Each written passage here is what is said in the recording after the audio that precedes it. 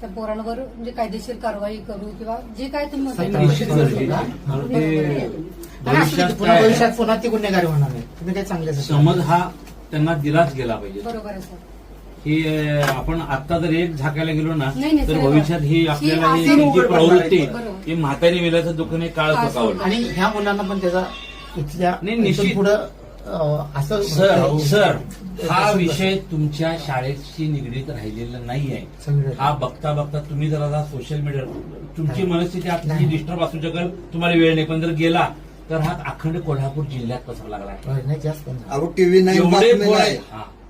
सगळ्या न्यूज चॅनल्सनी घेतलेले आता सोशल मीडियावर फास्ट आहे. हा संदेश सोशल मीडियावरनं जाणंच गरजेचं आहे की त्यांच्यावर काय कारवाई झाली. इथून पुढच्या काळात ती वाकीची पोरं करताना त्यांच्या मनात ती भीती राहून जाईल. बरोबर आहे. नाही, हा तुमच्या शाळेशी निगडीत विषय राहिला नाही, तुमच्या हाताबाहेरचा विषय असतो.